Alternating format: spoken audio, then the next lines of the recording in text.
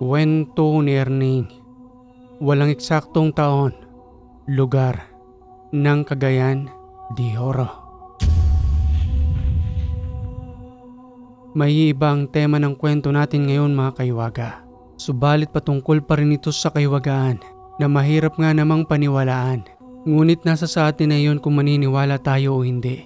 Ang mahalaga ay nailahad ni Erning ang patungkol sa kanyang sariling karanasan na nagbago sa kanyang buhay dahil sa isang batang duwende na patuloy na nagbigay sa kanya ng biyaya hanggang sa makamit niya ang buhay na kanyang pinapangarap na magpahanggang sa ngayon ay kasama niya pa rin ang mabuting lamang lupa.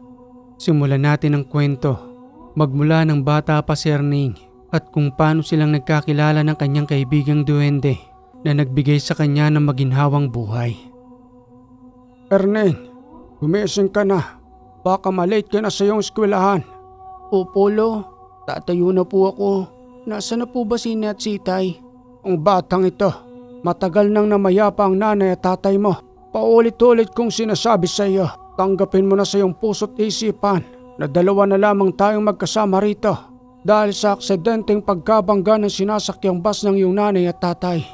Sorry Polo, pero kung mayaman lang po sana tayo, hindi na po sana napahamak si nanay at tatay dahil sa paghahanap buhay po nila sa malayong lugar.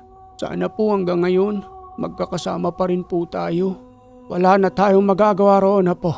Pinanganak tayong mahirap, mamamatay din tayong mahirap. Sige na't maganda ka na. Sasabay na akong paglalakad sa iyo patungo sa paaralan. Ilalako ko pa itong napitas kong talbos ng kamote, pati na rin itong talbos ng kalabasa. Nasa 8 taong gulang ako ng mga oras na yon. Bitbit ang baong kamote na nakabalot sa dahon ng saging. Yun ay para sa aking pananghalian. Dahil na rin sa sobrang hirap ng buhay namin noon, isa pa'y matanda na si Lolo na nagbebenta-benta na lang ng gulay para lamang may maibili kaming bigas. At habang naglalakad na nga kaming patungo sa paaralan, sinasabay na ni Lolo ang pagtitinda ng gulay. Kaya naman kitang-kita kong sakripisyo ni Lolo. Mabuhay lamang kami sa malinis na paraan. Sige na Erning, pumasok ka na sa paaralan mo. Dito lang ako sa labas ng gate. Ibebenta ko lamang lahat ng ito para mamayang gabi ay may mailuto kong kanin para sa iyo. Sige Polo, wag niyo na rin po akong hintayin dito kapag naubos na po yung paninda ninyo. Kaya ko naman na po umuwi eh. Wag niyo na po akong alalahanin. Sigurado ka bang kaya mo na umuwi? May kalayuan ng tahanan natin dito. Baka kung san-san ka magawi. Hindi Polo, kabisado ko na po yan. At saka marami naman po kong kaklase. Sasabay na po ko sa kanilang papauwi. Sige, ikaw ang bahala po. Sa bagay, nagbibinata ka na. Ang pakiramdam ko kasi batang paslit ka pa rin na kinakailangang palaging alalayan. Sa makalipas na ilang oras, sa pagtunog ng bell para sa aming recess, sinisipat ko si Lolo sa labas ng bakod ng gate. Wala na ito roon. Siguro naubos ng kanyang panindang gulay. Maya-maya pa'y niyaya ko ni Piling, ang babae kong malapit na kaklasmate. Gayon din itong si Baste. Kaming tatlo ang malalapit sa isa't isa sa loob ng aming paaralan. Erning, halika na. Bili tayo ng pagkain doon. May mga panindang masasarap na kakanin. Bilisan nyo ng dalawa dyan. Baka maubusan tayo. Ang dami nang bumibili. Sige lang, maupo lang ako rito sa loob ng paaralan. Magbabasa lang ako ng libro. Busog pa kasi ako eh. Anong busog ang sinasabi mo, Erning? Kanina pa nga tumutunog yung tiyan mo. Sige na, libre ka na namin ni Piling. Sige na, Erning. Tumayo ka na dyan. Kami nang bahala ni Baste. Alam namin gutom na gutom ka na. Alam ni Piling at Baste ang sitwasyon ko. Pero kahit na ganun pa man, hindi nila ako nilayuan. Bagkus ay tinutulungan pa nga nila ako patungkol sa aking sitwasyon. Hanggang sa pagsapit ng hapon, papauwi na kami noon.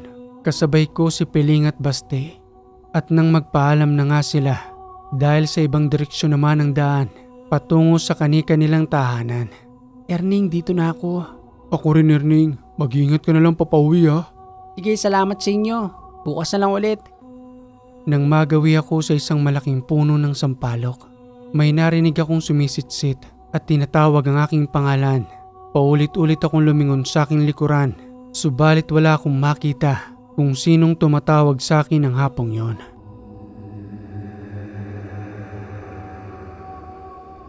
Kinabukasan, inaapoy na ako ng lagnat. Hindi na ako nakapasok noon dahil sa sobrang sama ng pakiramdam ko na wala namang ibang dahilan kung paano kung nagkasakit. Ano bang ginawa mo, Erneng? Baka naman kung saan-saan ka pa nagsusuot kahapon kaya ka nilagnat. Ay nakong batang ito, wala na nga tayong maibiling pagkain. Nagkasakit ka pa. Paano na tayo ngayon, Apo? Lo, baka po pwede nyo na lang po kong dalahin sa albularyo.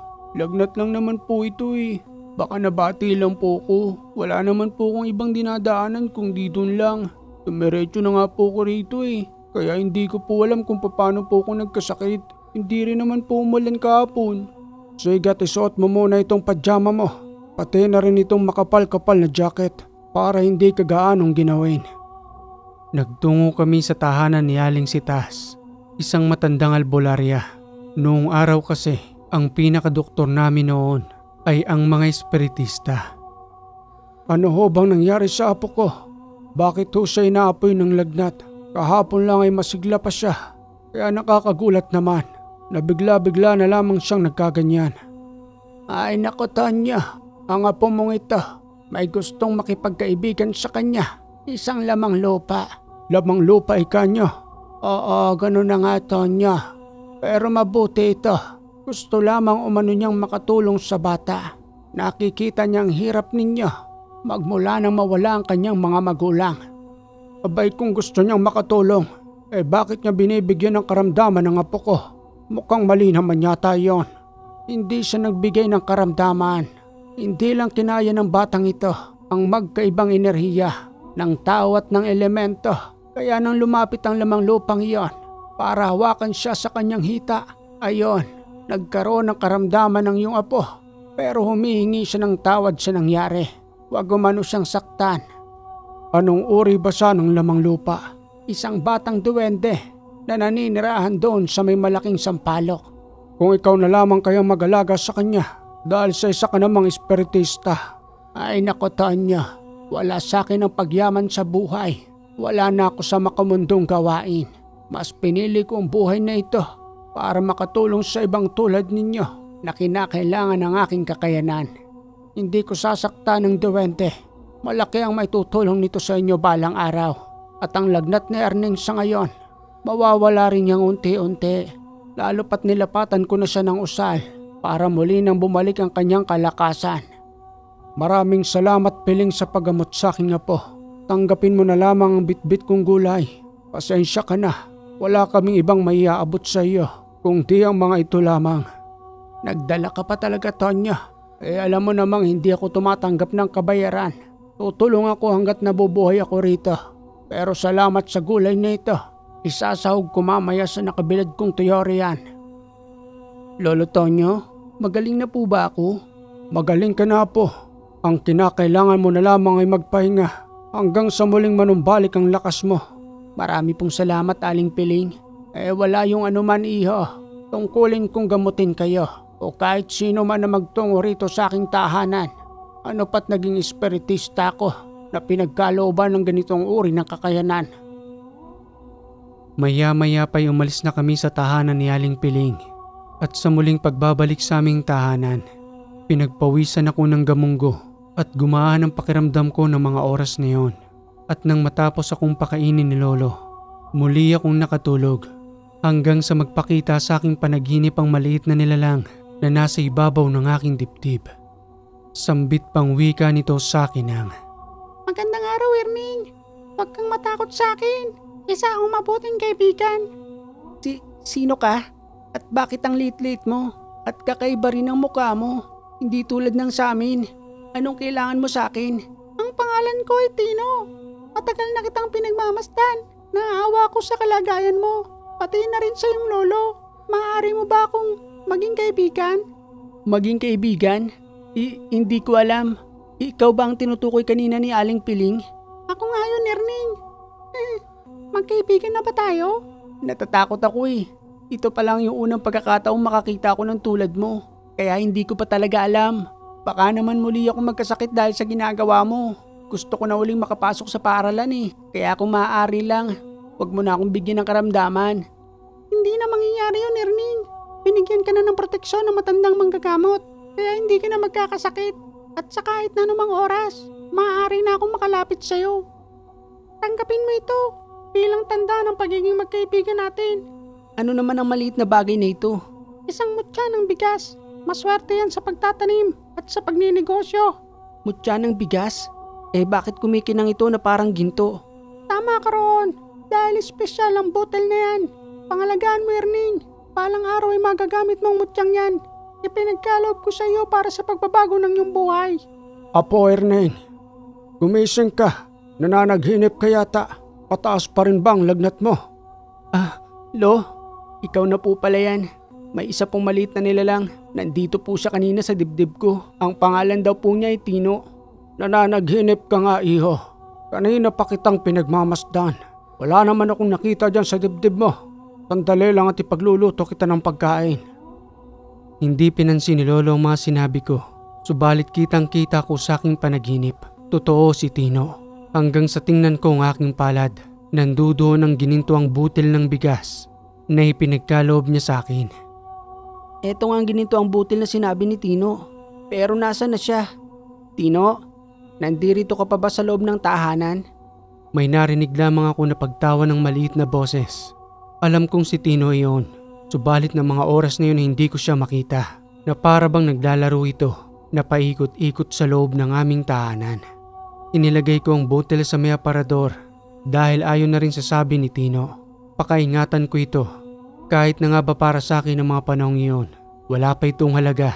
Aanin ko naman ang gininto ang butil ng bigas na nasa edad 8 taong gulang pa lamang ako na hindi ko pa lubusang nauunawaan ang sinasabi ni Tino.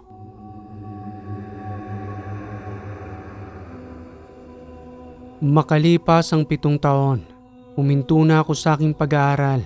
Hindi nakakayanin ni Lolo. Kaya naman mas pinili kong mangamuhan upang makatulong sa kanya sa pamamagitan ng pag-aani ng palay. Tama ho kayo, 14 anyos pa lamang ako natuto na akong mangamuhan sa pag-aani ng palay. Dahil sa wala kaming aasahan kung di kaming dalawa lang ni Lolo. Napakasipag naman ang batang ito. Sa murang edad pa lamang, natuto ng maghanap buhay. Dahil na rin sa walang magulang na umaalalay. Dahil ang kanyang lolong si Tonyo, matanda na rin. Hindi nakakayaning maghanap buhay pa. Kesa nga naman magutom, magsumikap na lamang sa pangangamuhan sa pag-aani ng palay. Ganun na nga. Mas mainam na yang ganyan. Kesa naman magnakaw, di ba? Dugot pawis ang pinanggagalingan ng pagkain ng maglolong yan. Kaya naman saludo ko sa batang ito. Bigyan mo mamaya ng maayos sa parte ng palay ang batang yan. Para naman may maiuwing maraming bigas para sa kanilang pang-araw-araw. Wala namang pinipiling edad ang pangangamuhan sa pag-aani ng palay sa aming lugar. May bata, may mga matatanda. Hanggat kaya mong gumapas, maaari kang makiusap para makianihan. Hindi man kalakihan ang nakukuha ko roon. Subalit napakalaking tulong para sa pagkain namin ni Lolo. At nang matapos ngang maghapong pag-aani, ibinigay na sa akin ang aking kaparting palay na dinagdagan pa ng nagpapaani dahil sa awa sa aking sitwasyon. Halika rito, Erning. Huwag mo ipagsasabi ito, ha.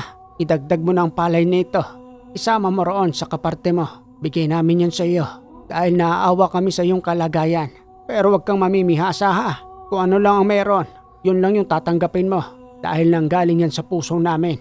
Sige na't buhatin mo na ito, pati na rin yung kaparte mo. Sa pakikiani kasi ng palay sa amin, hindi perang ibabayad sa iyo, kundi palay din na pwede mong ipagiling para maging bigas. Pasan-pasan ko ang palay sa aking balikat at kahit na may kabigatan ito, patuloy pa rin ako sa aking paglalakad hanggang sa muling makabalik sa aming tahanan na naghihintay si Lolo Tonyo. Lo, nandito na po ako sa bahay. Nasaan po kayo? Wala si Lolo sa loob ng tahanan. Umikot ako sa likuran hanggang sa makita ko siyang nanduroon. Nagdudukal ng lupa na may tinatanim na gulay na kanyang pinaglilibangan. Lo, anong ginagawa mo riyan? Di ba ang sabi ko sa'yo? Itigil nyo na ho yung pagtatanim. Matanda na ho kayo, Lo. Ako naman ho ang bahala sa pang-araw-araw natin. Hindi sanay ang katawan ko na walang ginagawa rito sa tahanan. Mas lalo kong nangihina. Kaya Kaya pabayaan mo ako rito sa aking pagtatanim. Kaya ko pa namang maglakad. Kahit na nga ba uugod-ugod na ako. Ang tigas naman ho ng ulo niyo, Lo. O siya, sige na. Pumasok na tayo sa loob ng tahanan. Ipinakita ko sa kanyang daladala kong palay. Tuwang-tuwa ang matanda habang nagwiwika ng, Ang ganda naman sa aking paningin. Pero bakit parang ang dami naman yata ng kaparte mo ngayon? Naawa ho sa akin yung pinagapasan ko. Kaya ho ayan, dinagdagan ho yung kaparte kong palay. Sino naman yon? Si Mang Borong ho. Siya ho kasi nagpaani kanina. Si Borong. Ang may malaking palayan dito sa atin. Mabait talaga ang taong yon. Kapag nakakaramdam siya ng awa, kaya naman mas lalong pinagpapala ang kanyang palayan dahil sa hindi nito pagiging madamot. Kaya ikaw, Erning, kung sakali man nabigyan ka ng pagkakataong gumanda ang buhay, kayahin mo ang ugali ni Borong, isang mapagbigay na tao. Kung katulad nga lang ako ng sitwasyon ng buhay ni Borong, marami rin akong matutulungan. Pero wala talagang hindi yata tayo pinagpala. Hanggang dito na lamang siguro ang buhay natin, ang pagiging mahirap na walang regular na hanap buhay. Kaya eto, isang kahig, isang tuka.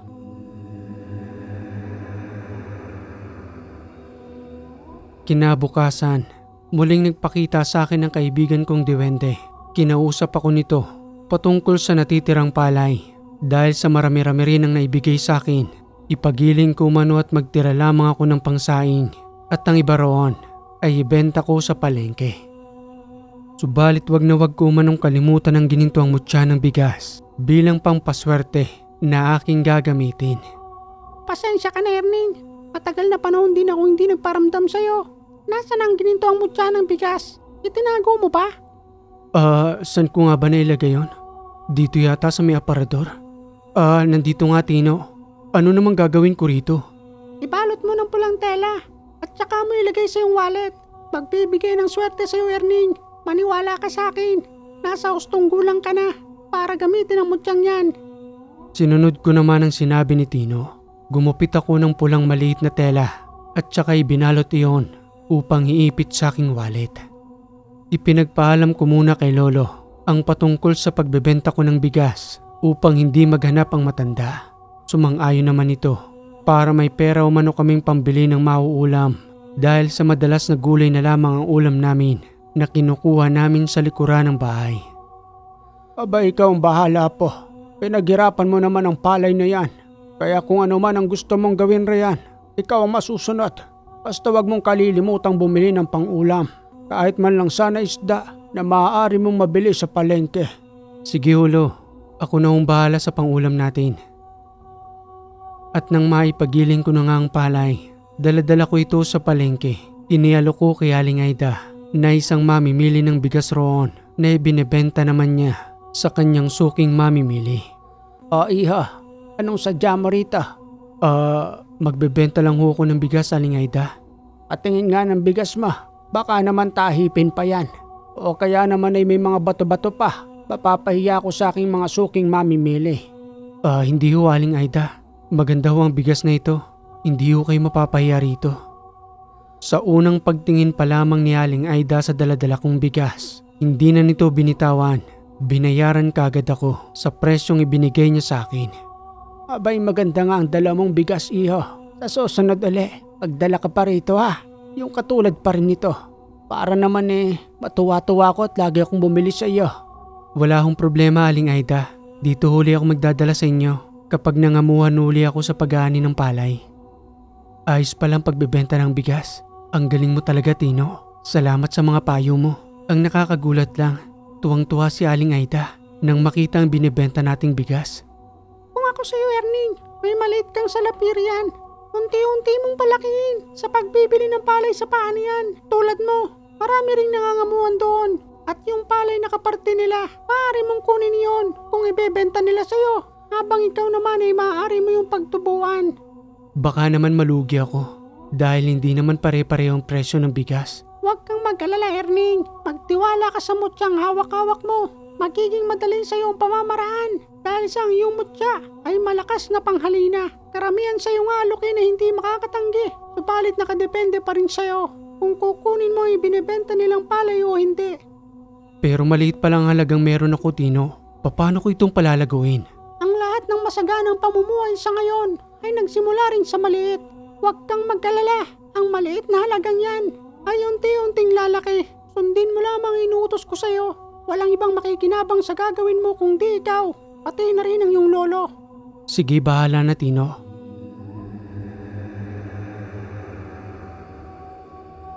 At nang makabili na nga kami ni Tino, muli na naming binaktas ang daan papauwi ng tahanan. Tuwang-tuwa si lolo noon sa simpleng bitbit kong isda na aming maaaring maiulam. Abay, salamat naman iho. Sa tinagal-tagal ng panahon, makakaulam din ang isda. May kamahalan din kasi ang isda sa ngayon. Kaya naman tipid na tipid tayo. Isa pa wala rin namang pambiling ulam. Maliban sa libreng tanim nating gulay dyan sa labas. Pero nakakasawa rin. Wala naman tayong ibang mapagpipilian. Salamat na po. Akin at ako ng bahala riyan. Eto po lo, talaga pong hindi ko kinalimutan. Siya nga po pala. Nandito po sa akin ang maliit na halagang pinagbentahan ko ng bigas. Maaari po bang ako nang humawak nito? Tinuturo po kasi sa akin ni Tino na palaguin ko raw ang maliit na halagang ito. Abay, wala namang problema sa akin na po. Pinaghirapan mong salaping yan. At isa pa ikaw ang may karapatang gastusin yan kung saan mo man gusto. Kaysa nga naman ibili lamang natin ang pagkain. Mauubos lang rin yan sa walang kapararakan. Salamat po lo. Hayaan niyo po. Dahan-dahan ko po itong palalaguin. Sawang-sawa na po ako sa kahirapan ng buhay natin. Nakakapagod din ang ganitong uri ng buhay. Kayo dito, kayo dun. Pero walang natitira sa atin. Kaya susubukan ko ang sinasabi sa akin ni Tino. Malay ho natin, di ba? Wala naman nung mawawala sa atin. Dahil dati na rin tayong wala. Mas mainam iyan na po. Habang bata ka pa at may sapat na lakas. Pilitin mo nga abutin ang mga pangarap mo. Kahit na nga ba hindi ka nakapagtapos ng iyong pag-aaral. Pasensya ka na nga pala, Erning. Sa murang edad mo ngayon patak na ang katawan mo sa paghahanap buhay. Matanda na kasi ang lolo mo. Marami na akong nararamdaman sa aking katawan na hindi tulad ng dati. Wala ho kayong dapat nahihingi ng pasensya lo. Mas maganda na po ito. Habang bata pa ako marunong na akong maghanap buhay. Kaysa naman sayangin kong oras ko sa pakikipagbarkada. Wala naman ho kong mapapala roon. Siya nga pala, habang nandoon kayo sa palengke, nagtungo rito si Borong. Nangangalap siya ng taong mag-aani sa kanyang palayan. Kabilang biyak pa lamang pala ng palayan ang inani ninyo nung nakaraang araw. Iyang sabi sa akin ni Borong, sapat na rin para anihin ang kabilang palayan. Para raw hindi na abutin pa ng malakas na ulan habang nasa panahon pa ng tag-init. Naawa talaga sa kalagayan natin si Mang Borong. Siya pa talaga mismo nagtungo rito para isama ako sa kanyang listahan. Saktong-sakto po yun lo. Makakapagdagdag ako ng maaaring kapital na sisimulan kong pamimili ng palay.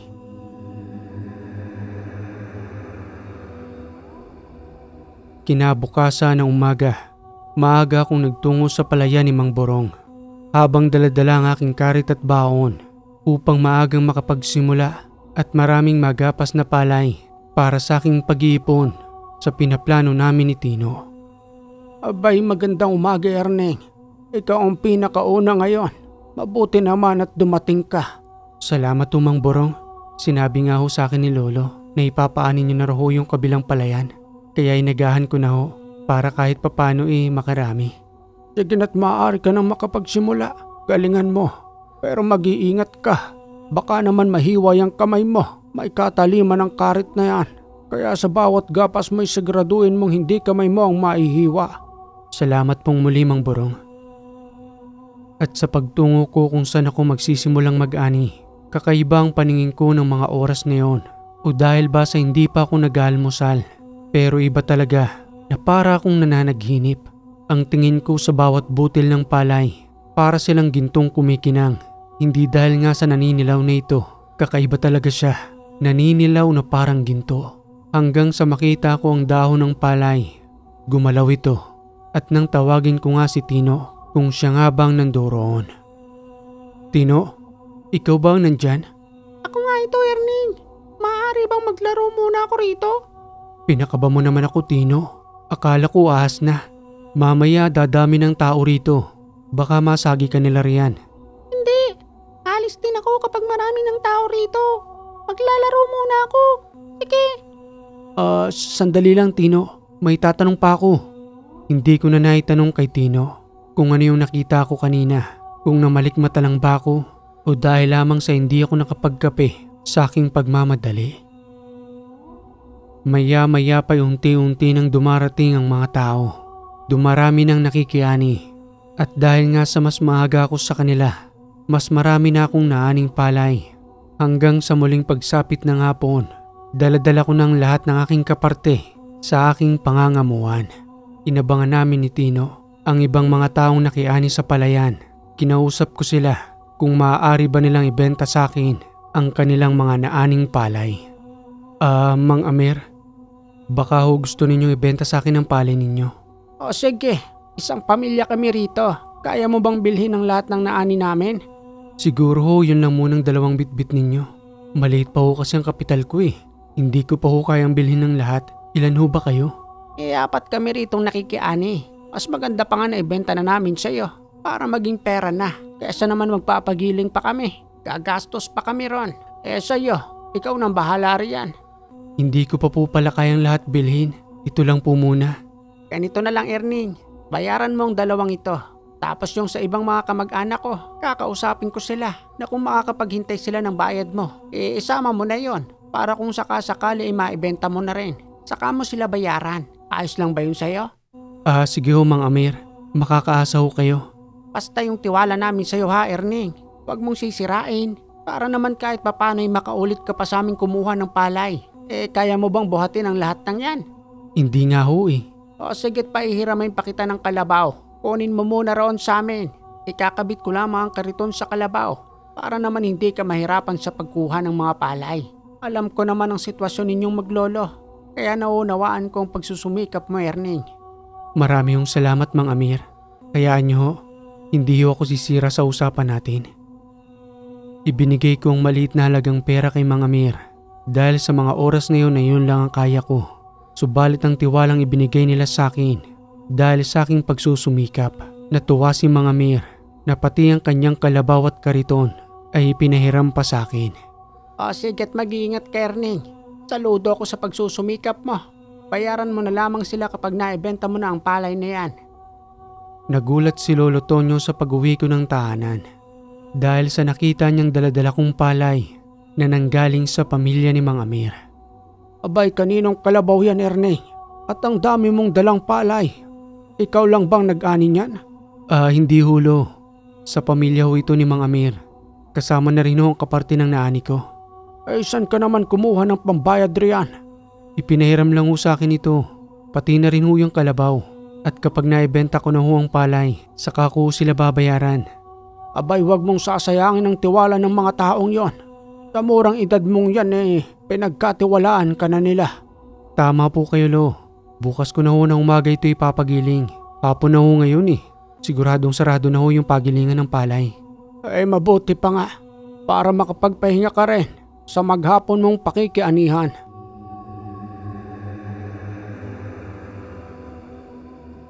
Kinabukasan nga ng umaga hindi ako nagaksaya ng oras. Maaga akong nagtungo sa pagilingan ng palay. Nakiusap kay Mang Jed na kung sakasakali na kapag naibenta ko ng bigas, saka ko siya babayaran sa pagpapagiling ng palay. Abay, napakasipag mo naman, Erning. Kanino bang palay ang mga daladala mo? Magandang umaga ho Mang Jed. Ipinagkatiwala lang ho sa akin ng ibang palay rito. Mang Jed, wala pa po kasi akong pera Ipapagiling ko po sana ang mga palay nito. Pero sa ngayon po wala pa po akong pangbayad sa inyo.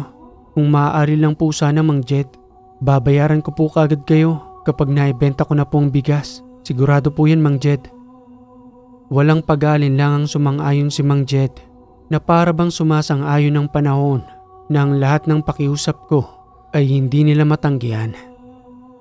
At nang matapos ko ang maipagiling ang lahat ng palay, kaagad naman ako nagtungo sa palengke at ibinenta kay Aling Aida ang daladala kong bigas. Abay, maganda nga ang bigas mo, Erning. Sa susunod uli ha, huwag mong kalilimutan. Dito ka pa rin magdadala sa akin. Sige ho Aling Aida. Kapag meron na ho uli, dito pa rin ho ako magdadala sa inyo. Medyo mataas ho kasi kayong kumuha ng bigas. Madali naman kasing maubos ang bigas dito sa akin. Kaya okay lang na tumaas ako ng bahagya. Daanan kasi ng tao rito sa aking pwesto. Kaya marami akong suking mamimili. Madalas naman sako-sakong bigas ang binibili nila sa akin. Ganun ho ba? Kaya ho pala. Sige ho, Aling Aida. Alis na ho ako. Siga't mag-iingat ka, iho. Muli kang babalik rito, ha? Oo, sige ho. At nung araw ding yun, kaagad ko ring binayaran si Mang Jed, pati na rin ang pamilya ni Mang Amir. Salamat ho sa pagtitiwala ninyo. Ito na nga ho pala ang bayad ko, Mang Amir. Pati na rin ho yung kalabaw ninyo. Salamat din sa'yo, Erning. Kung sakasakaling kailangan mo pa ang kalabaw na ito, magsabi ka lang sa akin. Nakakaya naman ho. Di kung gusto mo, pwede mo naman itong upahan. Nasa sa iyo yon.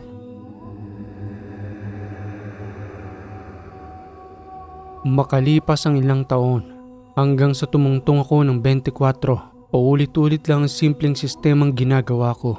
At dahil sa simpleng sistemang yon, sa murang edad, nakabili ako ng sariling lupa na maaari kong pagtamna ng palay. Subalit ang naging kapalit ng katuparan ng simpleng pangarap na yon ay ang pagpanaw ni Lolo. Dahil na rin sa kanyang katandaan, bigla kong nalumo sa nangyari dahil sa ang pinaglalaanan ko ng aking pangarap at nagbibigay sa akin ng lakas ay pumanaw na. Wala akong ibang naisip na sisihin kundi si Tino na wala namang kinalaman sa pagkamatay ni Lolo. Galit na galit ako noon. Dahil sa 10 taong nakalipas, magmula nang mag-14 ako hanggang sa mag-24, ang naging lakas ko ay si Lolo. Pero bakit ganon?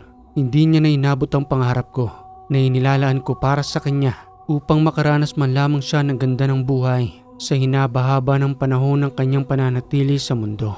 Hindi totoo ang kasabihan na humihingi kami ng kapalit sa lahat ng bagay na ipinagkakaloob namin sa inyo. Isang malaking kasinungalingan. Ang mutya ay isang karagdagan lamang sa sipag mo. Tumutulong ito upang hindi ka mabigo sa landas na iyong tinatahak. Huwag mo akong sisihin. Nandito ako bilang kaibigan mo at magiging gabay mo patungo sa iyong tagumpay. Ang sabi ng karamihan, humihingi raw kayo ng kapalit sa mga ipinagkakalob ninyo sa amin. Hindi ba ang buhay ni Lolo ang kinuha mo?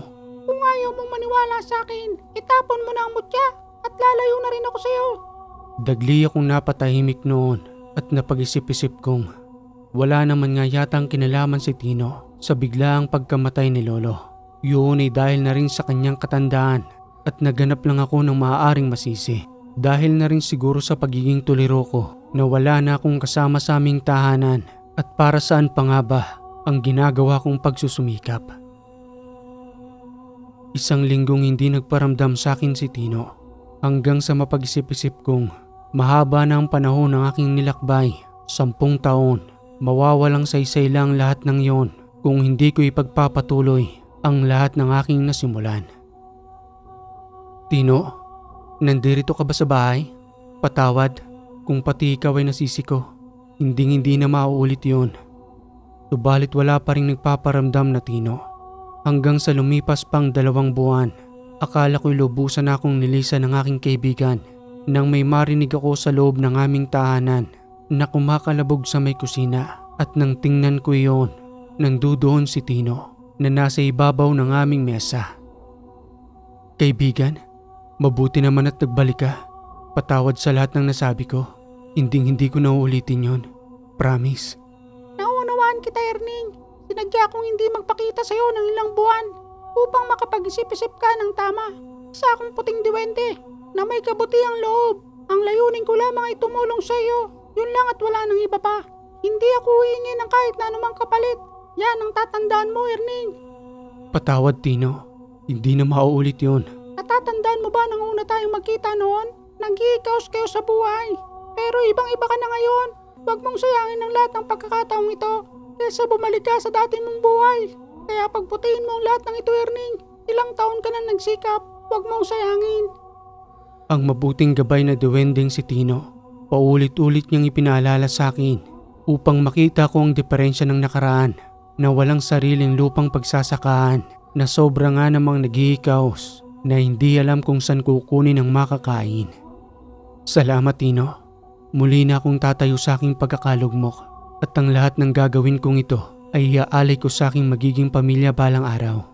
Tama yung iniisip mo, Erning. Galingan mo pa dahil may mas malaking biyayang naghihintay sa iyo na ikagugulat mo na lamang balang araw. Nandoon ka na sa pinapangarap mong buhay. Tingnan mo ang gininto ang butil na bigas sa iyong wallet. Kumikinang ito at mas lalong nagliliwanag. Sa pagbuklat ko nga ng aking wallet, ang matagal ko nang iniingat ang ginintoang mutya. Nagliliwanag ito sa loob ng pulang tela at nang buksan ko nga iyon, kitang-kita ng aking dalawang mata. Kumikislap ito na parang ginintoang alitap-tap. Hindi siya normal na mutya, naiilang negosyante lamang ang nagtatangan. Anong ibig sabihin nito, Tino? Bakit ganito? Hindi naman siya nagliliwanag ng ganito dati. Tulad ng sinabi ko sa iyo, Erning, may mas malaking biyayang paparating sa iyo. Kaya wag na wag kang titigil. Supalit kapag dumating ka na sa buhay mong yon, wag na wag kang makakalimot at tumulong sa ibang tao sa pamamaraan ng pagbabahagi. Yun lamang ang maaari mong may sukli sa lahat ng biyayang ipinagkaloob sa iyo ng mutya. Dahil kung hindi mo gagawin yon, unti-unting mawawala sa iyo ang lahat ng mayroon ka. Kaya wag mong babaguhin ang tamang ugali mo ngayon upang sa pagdating ng tamang oras ay hindi ka maging sakim sa kayamanan. Hindi ako magbabago, Tino. Huwag kang mag-alala. Tutulong ako sa ibang taong nangangailangan. Dahil alam ko ang hirap ng buhay, lalo na kapag kumakalam ng sikmura dahil sa wala ng makain. Sa tuwing magpapatanim ako sa aking nabiling lupang palayan, kahit ako ay nagugulat dahil sa tuwing dumarating ang buwan ng pagpapaani, mayabong ang laman ng palay na kapag tinitingnan ko ay para itong malawak na kumikinang na ginto na ni kahit na isang beses ay hindi ako nabigo o kahit malugi man lamang. Ang galing, Tino. Hindi pa man kalakihan ang palayan ko, pero kung mamunga ito at magbigay sa akin ng binhi, napakarami. Nakakatuwa. Maraming salamat sa mutyang pinagkaloob mo. Hayaan mo, bukas na bukas rin, mamimigay ako ng bigas sa mga taong nakikita kong nangangailangan ng tulong. Tama yung naisip mo, Erning. Mas lalo kang pagpapalain sa pagbibigay mo ng tulong.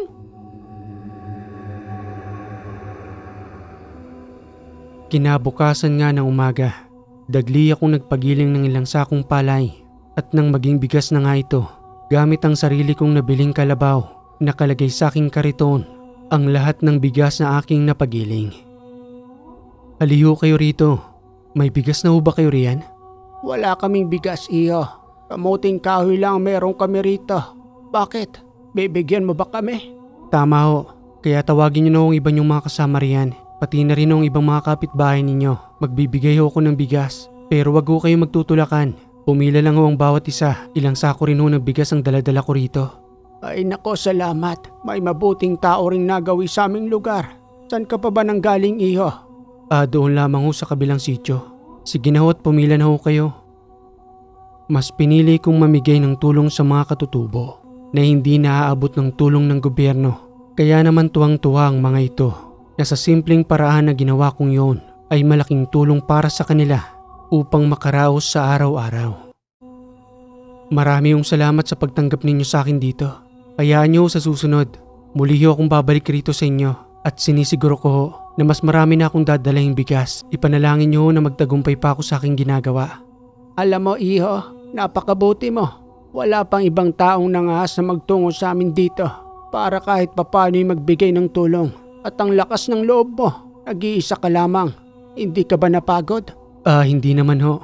Kakaiba ho pala ang pakiramdam kapag tumutulong sa ibang tao. Nawawala ho ang pagod at napapalitan ho ng saya. Maraming salamat sa iyo, iho. Hindi naman sa umaasa kami sa tulong ng ibang tao, Dahil sa wala naman kaming ibang kakayanan na kahit na isa sa amin ay walang pinag-aralan. At pagtatanim lamang ng kamote ang alam naming pagkain dito. Kaya ang bigas na ibinigay mo sa amin ay parang isang mamahaling pagkain na muli naming matitikman. Naunawaan ho kita. Ganyan din ho ang buhay namin noon ni Lolo. Hindi rin ho ako nakapagtapos ng pag-aaral. Elementarya lang po ang natapos ko dahil na rin po sa hirap ng buhay. Kaya kahit papano po ngayon ay nakakaluwag-luwag. Salamat po sa inyo Nakikita ko po sa iyo ang lolo ko. Hayaan niyo ho, babalik ako rito at hindi lang bigas ang daladala ko, pati na rin ang ibang dilatang pagkain. Muling napangiti sa akin ng matanda at nang papalis na nga ako sa kanilang sityo, kumaway na nagpapasalamat muli ang mga ito hanggang sa magsalita si Tino na nakaupo sa aking balikat.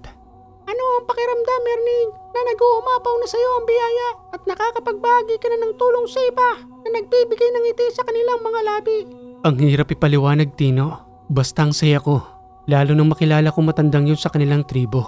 May mapaglalaanan na ako ng tulong. Ganito pala ang pakiramdam, no? Kaya pala nung bata pa ako na binigyan ako ni Mang Borong ng kanyang pasobrang palay. Tuwang-tuwa ako noon at doon nagsimula ang lahat ng maliit kong kapital. Tapos ngayon, ako naman ang nakakatulong sa iba. Para pa rin akong nananaginip sa ngayon. Sikapin nating makabalik dito, Tino. Kahit na nga ba medyo may kalayuan.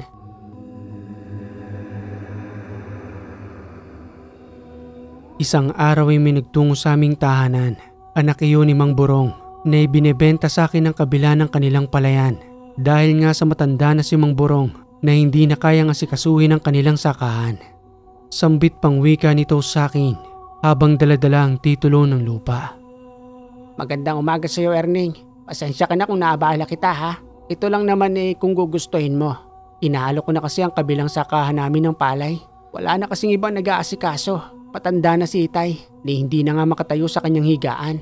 Eto nga't daladala ko ng titulo para kung sakaling magkasundo tayo, ibibigay ko na kagad ito sa iyo. Mang Landro, hindi ko alam kung kakasya ho dyan ang naipon ko. Hindi pa naman ho kalakihan ng pera ko eh. Pero gustong gusto ko ang lupa ninyo. Yun nga lang ho kung may sapat akong salapi. Bakit nyo naman ho ibinebenta? Kung pwede naman ho na kayo ang magpatanim. Alam mo naman siguro, kahit na yung lupa na yun ang nagbigay sa amin ng magandang buhay, hindi namin kinagisna ng pagtatanim. Pinag-aral kasi kami ni Itay sa syudad at doon na rin kaming tatlong magkakapatid nagkapamilya. Kaya ayan, nang tumanda na si Itay, wala nang namalakad sa lupa namin. Kesa naman nakabuyang-yang lang doon. Kaya naisipan namin pag-usap-usapan. Kaya napagkasunduan na lamang naming magkakapatid na ibenta na lamang ang palayan para mamuhay na ng tahimik sa syudad. Pasensya na ho pero hindi talaga. Ganito na lang, Erning. Kung gusto mo gumawa na lang tayo ng kasulatan. Kung magkano man yung kaya mong salapi sa ngayon, kukunin ko na. At yung kulang mo, yun na lang yung idagdag natin balang araw. Papakikinabangan mo naman ang lupang yun At kapag kumita ka na roon, di saka mo na lang kami bayaran. Total maayos ka naman kausap. At hindi ka naman pumapalya magmula pa noon. Para wala na rin kaming isipin patungkol sa lupang yun. Sayang lang kasi talaga Wala na kaming oras para asikasuhin ng lupa. Nakapokus na kasi kami sa paghahanap buhay sa syudad. Bumulong sa akin si Tino ng mga oras na yun habang nagsasalita ng, Yan ang pagkakataon, Erning. Lumalapit ng kusa sa iyo ang oportunidad. Hinihila ng mutya para sa iyo. Huwag mong pakakawalan yan. Siya na mismo umahanap ng paraan para may sakatuparan mong iyong pinapangarap. Bakit parang natulala ka, Erning? Ano, gagawa na ba tayo ng kasulatan? Sige ho Mang Landro. Magtungo na lamang ho tayo sa barangay.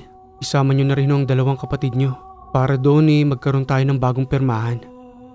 Dahil sa paggabay na ginagawa ng duwende, mas lalong napapadali sa akin ang mga oportunidad at sa pamamagitan naman ng mutya. Ito ang humihila at nagbubukas ng bagong pagkakataon para sa karagdagang hanap buhay na maaari ko pang gawin.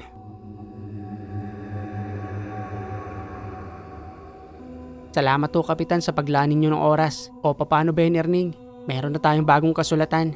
Ikaw nang bahala sa lupa namin Ipinagkakatiwala namin yan sa'yo. Umalis na ang tatlong magkakapatid. Nagtungo kaming dalawa ni Tino sa lupa. Kahit na hindi ko pa alam ang gagawin ko noon, lakas loob lang at tiwala kay Tino. Bumalik sa aking alaala ang lahat na nangyari. Magmula sa pangangamuhan sa lupang yun hanggang sa masasabi kong kunti na lang akin ang lupang ito. Natutulala ka na naman, Erning. Ano bang iniisip mo? Hanggang ngayon, Tino, hindi pa rin ako makapaniwala. Isa na ako sa may-ari ng lupang ito. At kapag nabayaran ko na ng buwang lupa, ako nang nagmamay-ari.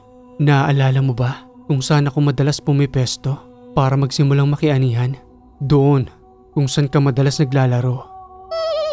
Ang lahat ng yan ay bunga ng pinaghirapan mo. Kaya magpasalamat ka sa sarili mo ngayon. Hindi lang sa sarili ko, gayon din sa'yo.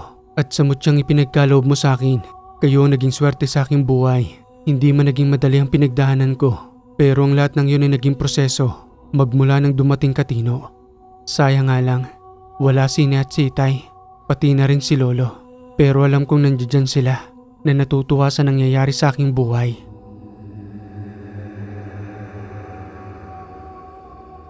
Ipinagpatuloy ko ang pagpapatanim ng palay hanggang sa makalipas ang ilang buwan na ang bawat lupang mapangasiwahan ko, hindi ako nabibigo sa aking mga tanim. Masasabi ko nang ang swerte dahil na rin sa pinangangalagaan kong mutya ng bigas na matagal nang nandudoon sa aking wallet. Tino, nandirito ka ba ngayon? Ang dami nating paaning palay. Nakakatuwa. Siguro pagkatapos nating magpaani, kinakailangan na nating bumili ng sariling gilingan para hindi na tayo nagpapagiling sa iba pa. Nandito ko, Erning. Kanina pa ako naglalaro rito. Tama ang naisip mo. Pero wag nating kalimutan ang kasulatan kay Mang Landro. Ang obligasyon nating bayaran nito upang hindi tayo masira sa kanya. Oo, alam ko yun, Tino. Huwag kang mag-alala. Nagtatabi naman ako para dun eh. Nangihinayang lang kasi ako sa binabayad natin sa pagpapagiling. Kung pwede naman tayo magtayo ng sarili, di ba? At saka pwede rin naman pagkakitaan yun. Alam mo na, sa mga taong maaaring magpagiling sa atin ng kanilang palay. Makalipas ang 2 araw, muli kaming bumalik ni Tino sa sityo ng mga katutubo. Dala-dala ang sako-sakong bigas, pati na rin ang ipinangako kong mga dilata. Tuwang-tuwa ang mga ito nang makita akong papalapit patungo sa kanilang tahanan. Sambit pang wika ng matanda nang lumapit sa aking nakangiti. Maraming salamat, iho, sa muli mong pagbabalik. Akala namin ay nakalimutan mo na kami. Hindi ho. Medyo naging abala lang ho ng ilang buwan. Dahil ho sa pagpapatanim ko ng palay. Pasensya na ho kayo Buwan na nga palang nakalipas. Pero ang mahalaga ho nandito na ho ako ngayon. Sige ho at pumila na ho ang bawat isa. Tahimik akong tumutulong sa sityong iyon.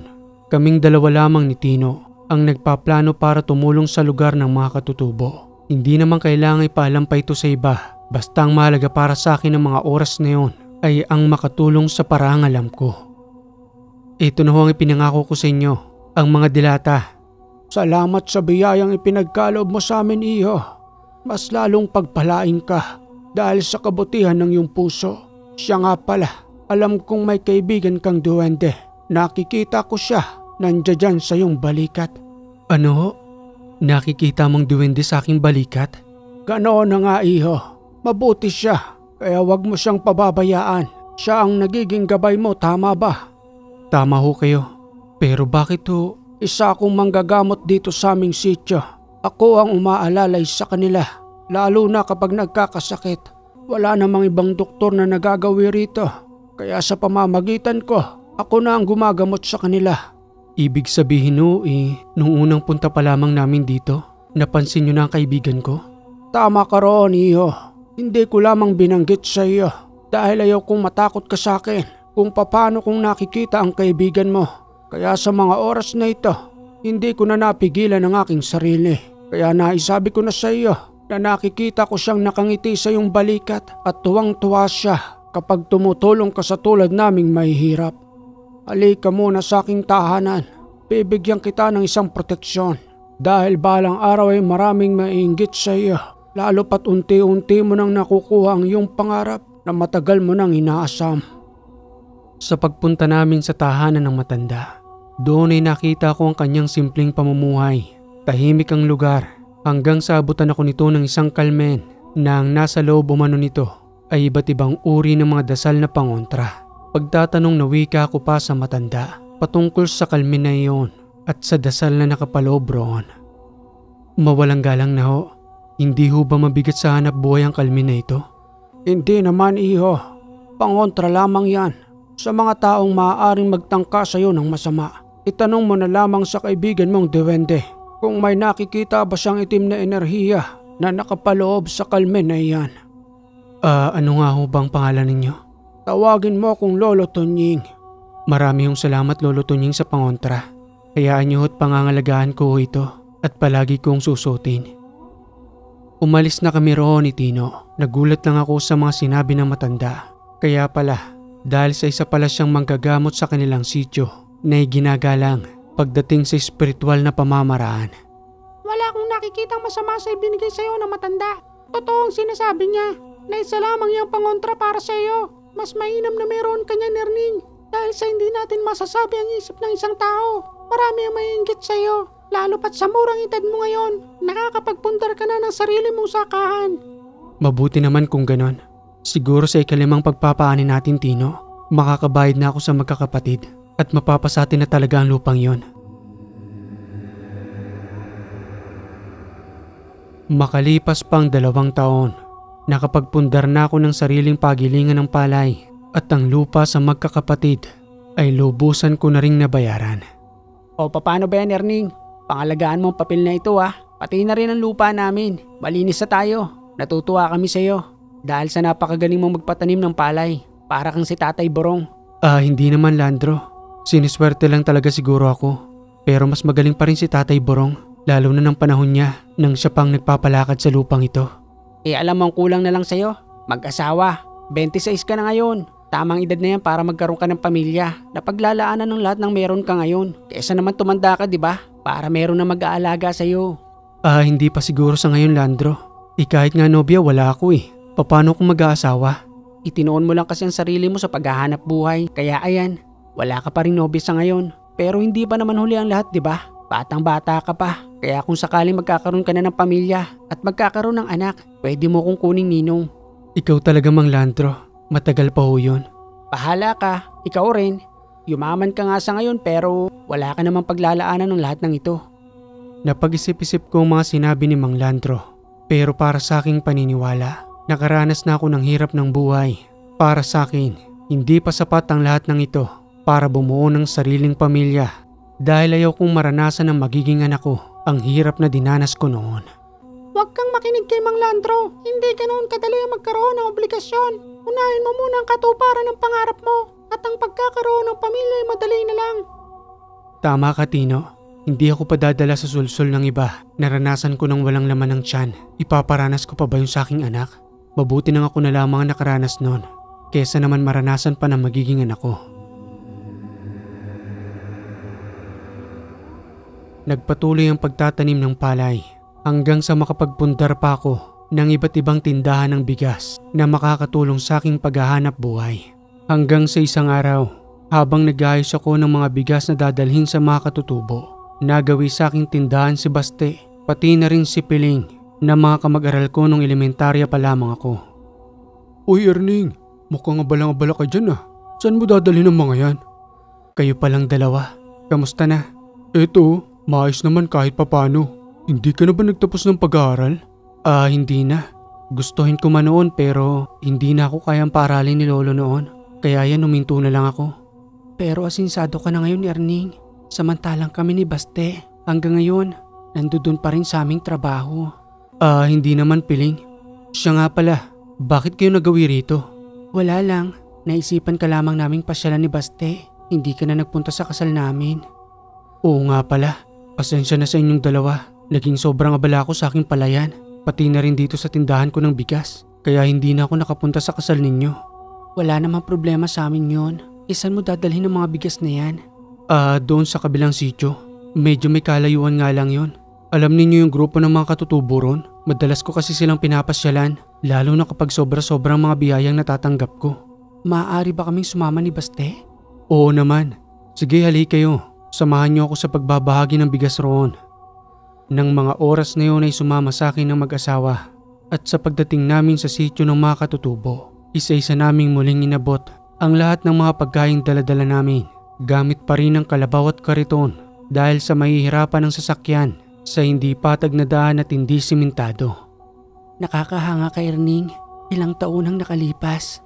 Magmula nang tumigil ka na sa pag-aaral mo. Yun pala ito ng pinagkakaabalahan mo, ang paghahanap buhay ng bigas at pagbibigay sa ibang tao. Ano bang sikreto sa tagumpay? Bakit parang hinahabol ka ng swerte? Samantalang kami ni Baste. Pareho naman kami nakapagtapos ng pag-aaral. Pero hanggang ngayon, hindi pa rin namin nakakamta ng pangarap namin. Kahit nga magkaroon ng sariling lupa wala pa rin. Maaga lang siguro akong namulat sa paghahanap buhay. Alam nyo na, 14 anyos pa lang ako. Nagsimula na akong makianihan. Kaya ayan, unti-unting nakaipon hanggang sa nakapagpundar. Marami rin namang ganun dito sa atin. Yung iba nga sinasama pa ng mga magulang nila para makianihan. Pero ikaw, ang laki na ng lupa mo at ngayon may negosyo ka pang bigasan. Oo nga, Erning. Paano mong nagawa yun? Hindi na ako makasagot ng mga oras na yun. Inililihis ko na lamang ang usapan namin at itinutuon sa pagbibigay ng pagkain para sa mga katutubo. Mukhang bago rito ang kasama mo, Erning. Sino ba sila? Mga kababata ko po. At ngayon po mag-asawa na silang dalawa. Baste at Piling. Ito nga pala si Tatang Tunying, isang manggagamot sa lugar na ito. Siya ang naging tatay ko rito sa tuwing nagbabahagi ako ng pagkain. Magandang araw po sa inyo. Hello po. Alam ba ninyong mag-asawa na itong si Erning ay matagal nang nagbibigay ng pagkain dito sa amin. Napakabait ng batang ito. Imbes na ang kininya ang lahat ng biyayang ipinagkakaloob sa kanya ay binabahagi pa sa amin. Kaya sobrang pasasalamat namin dito kay Erning. Napakaswerte nyo. May mabuti kayong kaibigan. Siya nga pala, Basti at Piling. Isa ito sa mga sekreto ko, ang pagbabahagi ng pagkain. Di ba'y tinatanong nyo sa akin? Nakasad naman sa banal na aklat na ang ika-10% natatanggap natin, maaari nating ibahagi sa mga taong nangangailangan, tulad ng mga taong naninirahan dito. Kaya na rin siguro mas lalo akong pinagpapala dahil sa hindi ako madamot sa kung anong meron ako. Pero nakadepende yon sa mga totoong taong nangangailangan. Kayong dalawa pa lang nakakaalam nito. Kaya kung maaari lang wag na nating ipaalam pa sa iba. Ang galing mo, Erning. Paano mong natututunan ang lahat ng yan? Samantalang hindi ka naman nakapagtapos ng pag-aaral. Pero yung karunungan na meron ka na ginagamit mo sa ngayon ay unti-unting nagbubunga. Huwag kayong masasaktan ha. Hindi naman lahat ng nakapagtapos ng pag-aaral ay may magandang buhay. Pero hindi rin naman lahat ng hindi nakapagtapos ay walang magandang buhay sa ngayon. Nakadepende lang yun sa tao kung paano siyang magsusumikap. Dahil na rin siguro sa tindi ng pinagdaanan ko sa buhay. Lumaki akong walang mga magulang. Iniwan pa ako ni lolo. Kaya mas lalo akong nagpursige para hindi na maranasan na magiging pamilya ko balang araw. Para akong sinampal ng katotohanan dun ah. Sa bagay nga no, may puntong sinasabi mo. Pero hindi ko sinabing hindi nyo pag-aralin ang anak nyo ha. Kapag may oportunidad para makapag-aral, samantalahin yon. Dahil yun ang unang baitang para matuto ang isang bata. Ako kasi wala nang ibang opsyon. Kaya pinili ko na lamang na maghanap buhay.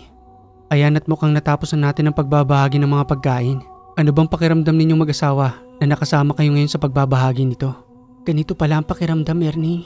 Ang hirap niyang ipaliwanag na para bang nanggagaling sa puso namin ang bawat pagkain na ibinibigay kahit na nga hindi pa nanggaling sa amin ito Pero yung saya, walang mapagsidlan.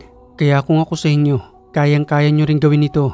Basta may sobra lang Kung ilang porsyento lang ang kaya ninyo, yun yung maaari ninyong ibahagi. Maya-maya pa'y nagpaalam na kami sa mga katutubo. Muli na naming binaybay ang daan, sakay ng kalabaw, habang ang mag-asawa naman ay nasa likuran na nakaupo sa aking kariton. Paano ba yan, Erning? Hanggang dito na lang kami ni Baste. Malapit na rito ang tahanan namin. Salamat sa pagsama mo sa amin dun Hindi namin alam na ginagawa mo pala yon para makatulong sa ibang mga tao. Sige at salamat din sa pagsama ninyo sa akin. Hayaan nyo sa susunod. Sasabihan ko uli kayo. Yun ay kung gusto nyo pa uling sumama sa akin. Oo naman, Erning. Kawang-gawang misyon mong yun. Kaya hindi kami pwedeng mawala. Mahalay mo balang araw. Isa na kami sa makaambag sa'yo para makatulong. Sa patuloy kong pamumuhay ng mag-isa, dumating na rin sa akin ang pagkakataon na nagkaroon ako ng kabiyak. At ang kinaganda pa noon, hindi na ako nag-iisa sa pagpapalago ng aking hanap buhay. Naging katuwang ko si Madel upang mas lalong lumago ang aking bigasang negosyo. Kami na ang nag-aangkat ng mga bigas sa aming lugar habang dinadala naman namin ito sa mas malaking pamilihan ng mga bigas sa syudad. Patuloy na lumago iyon hanggang sa makapagpundar kami ng bahay na pinapangarap namin ni Madel, pati na rin ang sasakyan na noon ay sa panaginip ko lamang nakikita. Erning, nagdadalang tao na ako.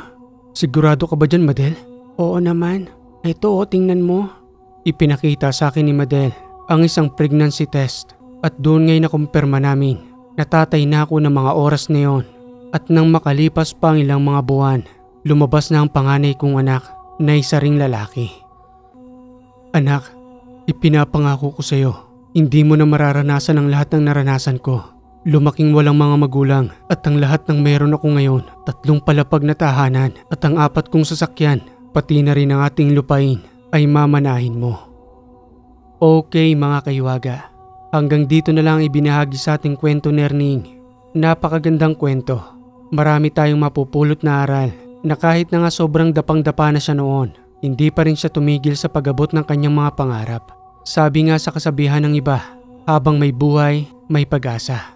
At kung patungkol naman sa mutya na ibinigay sa kanya ng duwende, siguro para sa akin, kahit na gaano pa karami ang pampaswerte mong mutya, kung hindi rin tayo magsusumikap, wala ring epekto ang lahat ng yon. Ang kagandahan lang kay Erning, sinabayan niya ng sipag, pagpupursige at pagtulong, kaya naman mas maraming binubuksang oportunidad sa kanyang mutya na kanyang pinangangalagaan. At kung nagustuhan mo ang kwentong ito mga kaiwaga, palambing naman po ng like and share. At kung hindi ka pa nakaka-subscribe, click mo na yung subscribe button dyan, pati na rin yung bell para updated ka sa ating mga bagong kwento. Muli mga kaiwaga, maraming salamat sa lagi ninyong pagantabay dito sa Ang Hiwaga.